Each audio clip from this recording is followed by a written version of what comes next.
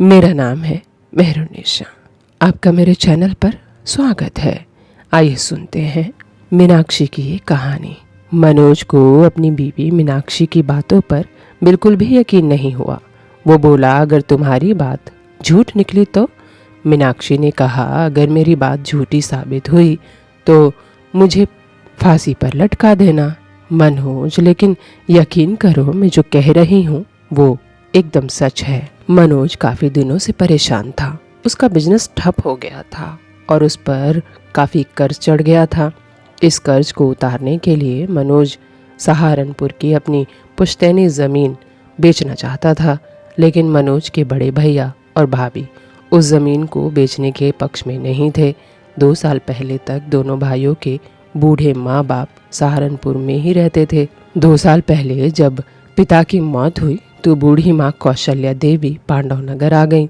बड़ा बेटा संतोष का घर बड़ा जरूर था, लेकिन उनका दिल इतना छोटा था कि माँ के लिए जगह ही नहीं थी। इसीलिए कौशल्या देवी अपने छोटे बेटे मनोज के साथ ही रहने लगी। लेकिन जब से वो पांडव नगर आई थी, बीमार रहती थी।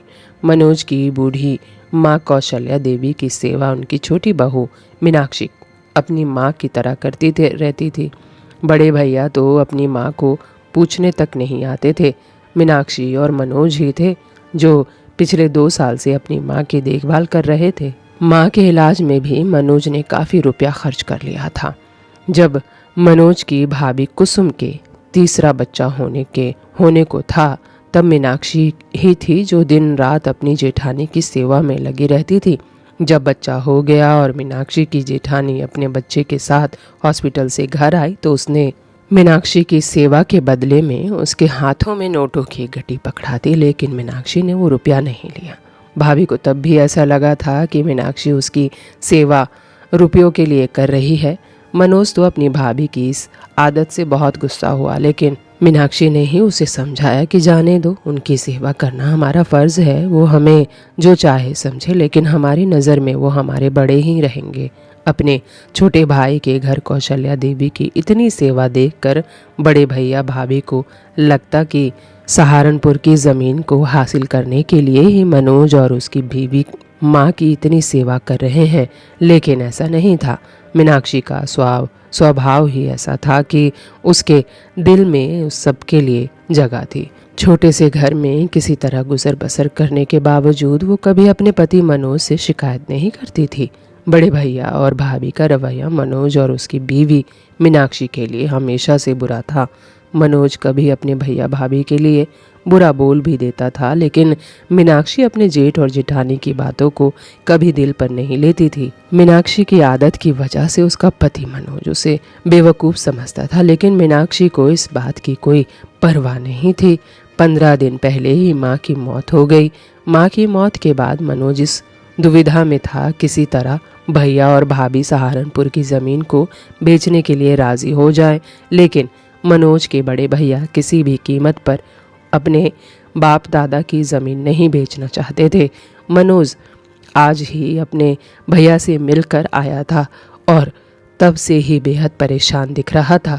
अपने पति को टेंशन में देखकर मीनाक्षी समझ गई थी कि आज फिर से सहारनपुर की ज़मीन को लेकर उनके पति की बड़े भैया से कहासुनी हो गई है। मनोज की बीवी मीनाक्षी दिल की बहुत सीधी थी। वो अपनी जेठानी की तरह तेज होती तो शायद उसका पति मनोज इतना परेशान भी ना होता। फिर भी मनोज अपनी बीवी से बहुत प्यार करता था। पांडव नगर कॉलोनी में ही दोनों भाइयों का घर था। मनोज के बड़े भैया बैंक में मैनेजर थे।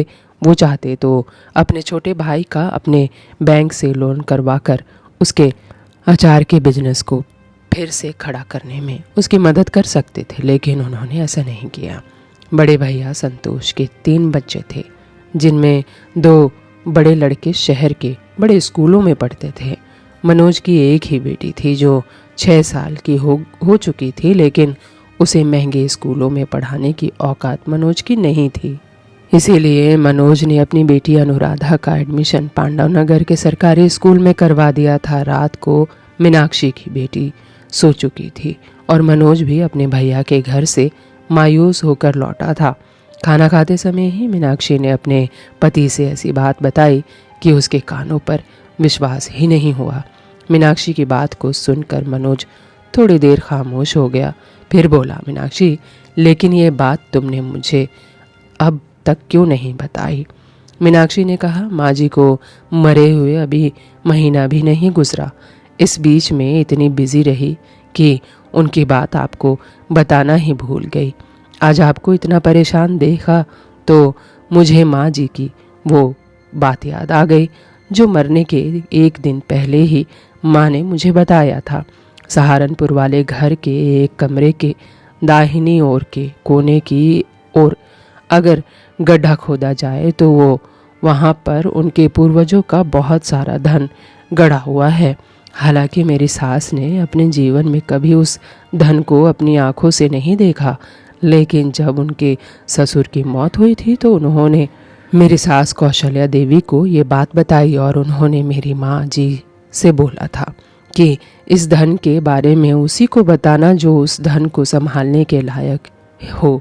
मीनाक्षी के मुंह से ये बात सुनकर मनोज ने अपनी बेवकूफ पत्नी को बाहों में भर लिया। सीधी सादी मीनाक्षी का ये कहना था कि क्यों ना पुरखों की उस दौलत के बारे में बड़े भैया से बात किया जाए। वो बैंक में मैनेजर है, सोने चांदी को बदल कर हमें हमारा हिस्सा नगद में दे देंगे। बस हमें इतना मिल जाए कि आपका सारा कर्ज उतर जाएगा, अचार वाला बिजनेस फिर से चलने लगे और ये टूटा फूटा घर रहने के लायक बन जाए। इससे ज़्यादा हमें और क्या चाहिए? अपनी बीवी मीनाक्षी के भोलेपन वाली बात सुनकर मनोज ने झट से कहा, मीनाक्षी, बेवकूफ़ों वाली बात मत करो। भैया और भाभी को उस छुपे हुए धन की भनक भी नहीं लगनी चाहिए, नहीं तो वो उसे पूरा हड़प जाएंगे और हमें फूटी कौड़ी भी नहीं देंगे। मेरे सर पर हाथ रखकर कसम खाओ कि कुछ भी हो जाए, लेकिन तुम उस धन के बारे में कभी भी किसी को नहीं बताओगी। मीनाक्षी ने कहा, आप ठीक कहते हैं, मैं कसम खाती हूँ कि मैं ये बात किसी को नहीं बताऊंगी, लेकिन हम उस धन को कैसे हासिल करेंगे? मनोज ने कहा, मैं कल ही भैया से सहारनपुर वाले घर की चाबियाँ लेकर यहाँ से निकल जाता हूँ। मीनाक्षी ने कहा, तुम आज ही भैया से सहारनपुर वाली ज़मीन के चक्कर में लड़के आए हो। वो तुम्हें किसी भी कीमत पर चाबियाँ नहीं देंगे। अगर उनकी मर्जी के बिना तुम सहारनपुर चले गए तो वहाँ के कई लोग तुम्हारे भैया के करीबी हैं, वो तुरंत उन्हें कॉल कर देंगे। कोई दूसरा उपाय हो तो सोचो। अपनी बेवकूफ़ बीबी की समझदारी भरी बातों को सुनकर मनोज सोच में पड़ गया। काफ़ी देर सोचने के बाद मनोज के दिमाग में एक उपाय सूझा। उसने मीनाक्षी से कहा, मीनाक्षी, कल सुबह ही तुम बड़े भैया के घर जाना और उनसे कहना कि ये वाला घर जिसमें हम लोग अभी रह रहे हैं वो उसे ले लें और उसके बदले में हमें सहारनपुर वाला घर दे दें। पति की ये बात सुनकर मीनाक्षी ने कहा, लेकिन क्या भैया तुम्हारे इस बात के लिए राज़ी हो जाएंगे? मनोज ने कहा, हाँ, राज़ी क्या होंगे, बल्कि वो तो यही चाहते हैं। आज सुबह ही जब मैं उनसे सहारनपुर वाली ज़मीन को बेचने की बात करने गया था तो वो यही कह रहे थे कि ज़्यादा कर्ज है तो मैं ये प्लॉट उनके नाम कर दूं, बदले में उनकी कीमत ले लूं या सहारनपुर वाली ज़मीन ले लूं। ये बात सुनकर मीनाक्षी बोली, ठीक है, मैं सुबह ही भैया के घर जाकर उनसे सहारनपुर वाली ज़मीन के इस घर को बदलने की बात करती हूँ, लेकिन अगर वो फिर भी सहारनपुर वाली ज़मीन को हमें देने के लिए राज़ी ना हुए तो? मनोज ने कहा, तुम भी ना कुछ ज़्यादा ही दिमाग लगाती हो। अरे वो मेरे भैया हैं, मैं उनकी रग रग से वाकिफ़ हूँ।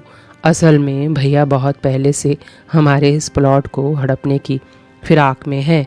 सहारनपुर वाली ज़मीन देहात में है, उनके मुकाबले ये ज़मीन बहुत कीमती है। भैया ने मेरा लोन भी यही सोचकर नहीं होने दिया ताकि मैं कर्ज उतारने के लिए मजबूर होकर ये प्लॉट उन्हें दे दूं। इस तरह पांडव नगर में उनकी प्रॉपर्टी भी डबल हो जाएगी और हम जैसे गरीब रिश्तेदार से उनका पाला भी छूट जाएगा। अगली सुबह मनोज के बड़े भैया संतोष अभी ड्यूटी के लिए तैयार ही हो रहे थे कि मीनाक्षी उनके घर पहुंच गई। मीनाक्षी की जेठानी कुसुम ने अपनी देवरानी को अपने घर देखा तो वो समझ गई कि उसे मनोज ने ही भेजा है। वो बोली, मीनाक्षी, तुम दोनों पति पत्नी जो सोच रहे हो ना वो कभी नहीं होगा। वो मेरे सास ससुर की ज़मीन है, मैं ब्याह कर उसी घर में आई थी। मैं जीते जी उस घर को कभी बेचने नहीं दूंगी। मीनाक्षी ने कहा, दीदी मेरे पति पांडव नगर के प्लॉट के बदले में सहारनपुर वाला प्लॉट चाहते हैं।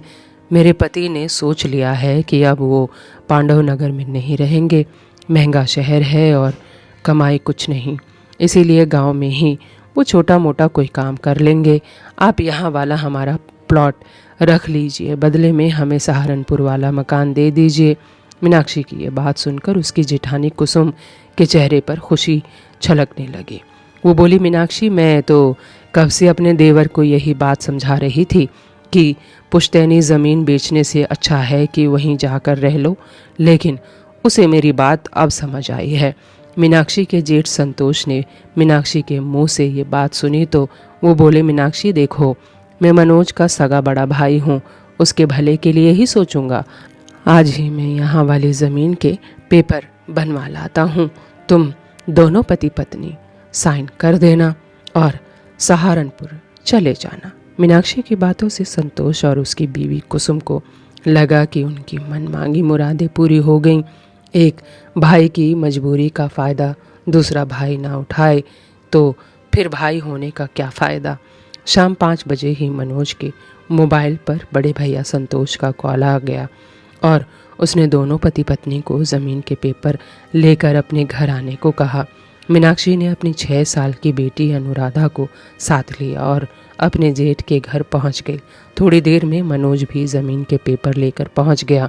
मनोज और उसकी बीवी मीनाक्षी ने गवाहों के सामने कागज़ पर हस्ताक्षर कर दिए और तभी कुसुम सहारनपुर वाले घर की चाबियां लेकर आई और मनोज के हाथों में थमाते हुए बोली, अब सहारनपुर की ज़मीन तुम्हारी हुई, ये लो चाबियां, अब तुम लोग चाहो तो उस ज़मीन को बेच भी सकते हो। और सुनो, सहारनपुर की बस रात को 8:30 बजे खुलती है, दोनों अपना सामान लेकर अभी बस अड्डे चले पर जाओ, वरना आज रात की बस निकल जाएगी। मनोज और मीनाक्षी ने कुसुम की बात मानकर घर से ज़रूरी सामान लिया और बस अड्डे की ओर निकल पड़े।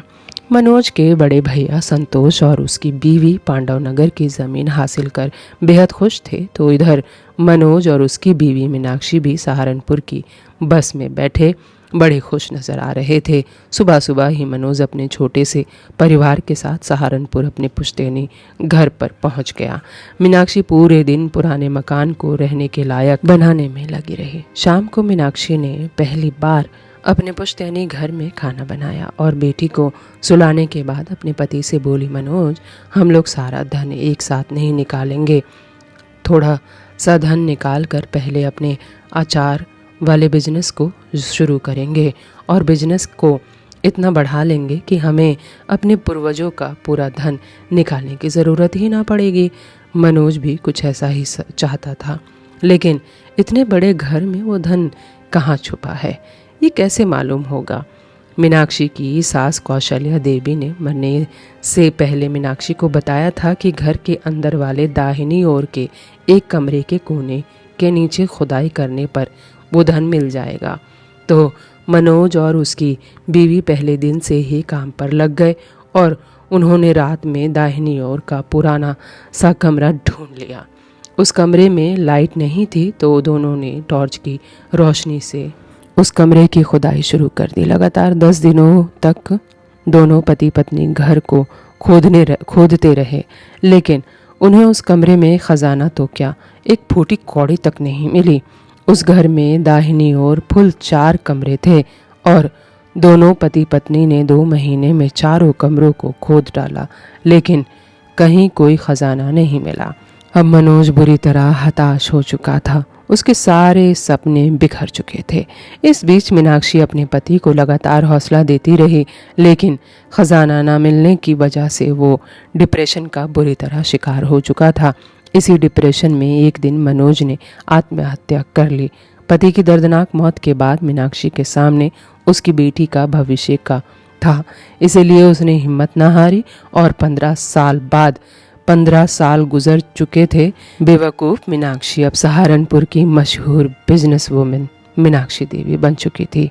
विदेशों तक उसकी कंपनी के बनाए अचार की खुशबू पहुंच रही थी। मीनाक्षी देवी की कंपनी को उसकी बेटी अनुराधा संभाल रही थी, जो अब 21 साल की हो चुकी थी। मीनाक्षी देवी अपनी बेटी के साथ आज भी अपने पुश्तैनी मकान में ही रहती थी।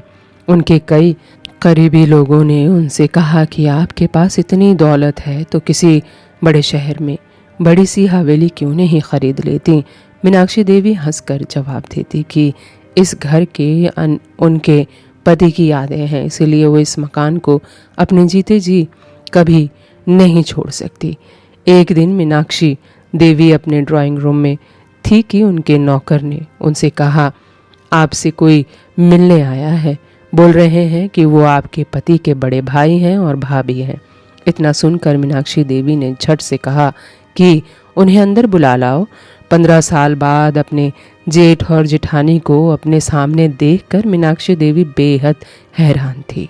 वो सोच रही थी कि जो लोग उनके पति की मौत की खबर सुनकर भी यहाँ नहीं आए थे, वो आज कैसे आ गए।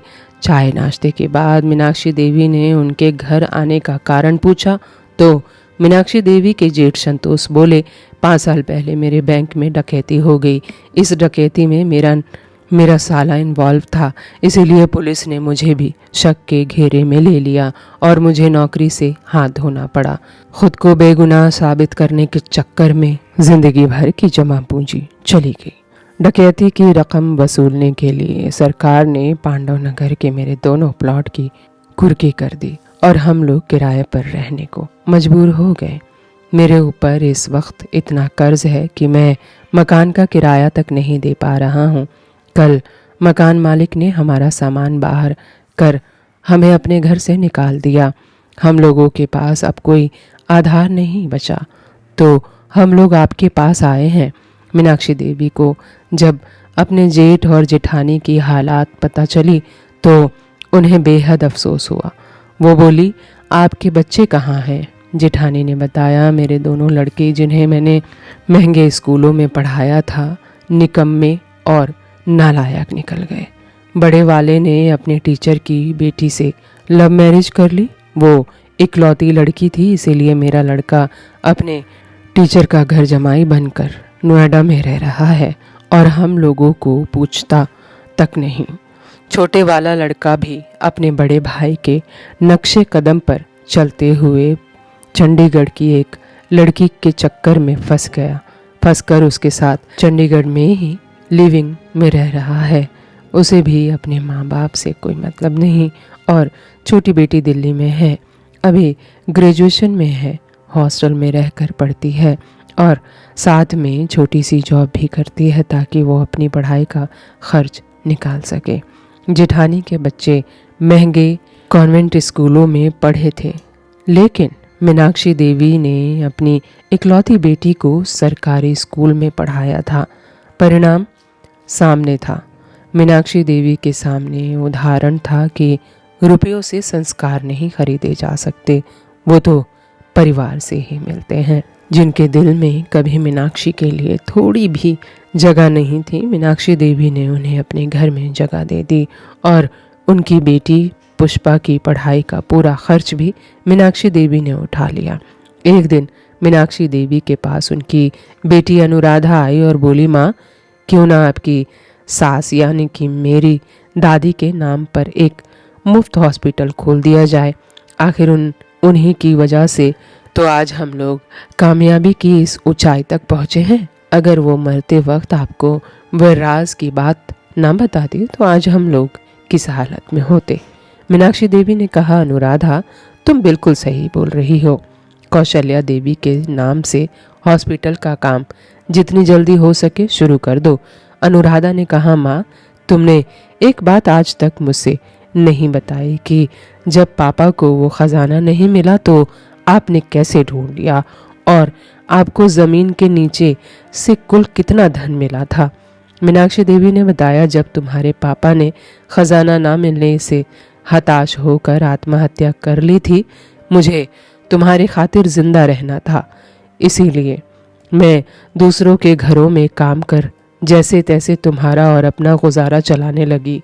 फिर एक दिन मुझे लगा कि तुम्हारे पापा ने दाहिनी ओर के सारे कमरों को खोद के कर देखा, क्यों ना एक बार बाईं ओर के कमरों को खुदाई करके देखूं। और मैंने अगले 6 महीनों तक बाईं ओर के एक एक कमरे के सारे कमरों को खोद डाला और आखिरकार मुझे वो खजाना मिला जिसकी बदौलत हमारी किस्मत पलट गई। अनुराधा ने हैरानी भरी आवाज में अपनी माँ से पूछा, कितना सोना मिला आपको? माँ बेटी का सवाल सुनकर मीनाक्षी देवी मुस्कुराई और अपनी बेटी को घर के एक सीक्रेट रूम में ले गई जहाँ एक लॉकर था। मीनाक्षी देवी उस लॉकर की चाबी अपनी बेटी के हाथों में थमाते हुए बोली, वो खजाना आज भी इसी लॉकर में है, खुद ही खोल कर देख लो। मीनाक्षी की बेटी अनुराधा को लगा कि लॉकर में उसे हीरे जेवरात सोना चांदी देखने को मिलेगा, लेकिन जब उसने लॉकर खोला तो देखकर उसके होश उड़ गए। वहाँ कपड़ों में लिपटे पुराने दस्तावेज थे जिन पर अचार बनाने की प्राचीन रेसिपी लिखी हुई थी।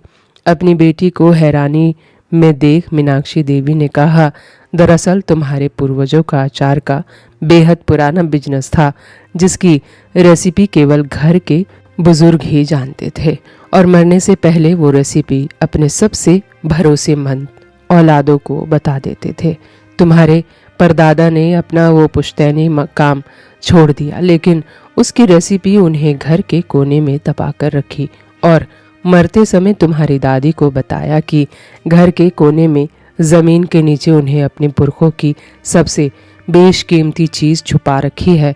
जब मुझे ये खजाना मेरे हाथ लगा तो मैंने इससे लिखी रेसिपी के आधार पर अचार बनाना शुरू किया और बेचने लगी। देखते ही देखते मेरा बनाया अचार इतना ज़्यादा बिकने लगा कि आज विदेश तक पहुंच गया। अनुराधा को अपने पूर्वजों के खजाने का रहस्य मालूम चल गया था। उसने अपनी माँ की मेहनत और लगन पर बेहद गर्व हो रहा था। पूर्वजों के बेशकीमती खजाने की असली हकदार उसकी माँ मीनाक्षी देवी ही थी। शायद इसी वजह से उसकी सास ने मरते वक्त वो रहस्य अपनी होनहार बहू को बताया था। कहानी से सीख, बुरे से बुरे हालात में भी हमें अपनी मेहनत पर भरोसा होना चाहिए। सूझबूझ न होने की वजह से बड़े बड़े साम्राज्य भी मिट्टी में मिल जाते हैं और अगर कुछ करने का जुनून हो तो इंसान बड़े से बड़ा साम्राज्य हासिल कर सकता है। मीनाक्षी को पूर्वजों का कोई खजाना नहीं मिला था, बल्कि उसे पूर्वजों से मेहनत करने की प्रेरणा मिली थी, जिसके बल पर उसने अपनी किस्मत को बदल दिया। उम्मीद है ये वीडियो आपको अच्छी लगी होगी। चलते चलते 2 लाइन कह देती हूँ, कभी भी अपने अतीत के कैदी मत बनो। वो सिर्फ एक सबक था, आजीवन कारावास नहीं। वीडियो अच्छी लगी हो तो चैनल को सब्सक्राइब कीजिएगा, लाइक कीजिएगा, शेयर कीजिएगा और हाँ, बेल आइकन को दबाना बिल्कुल मत भूलिएगा। Thank you for watching.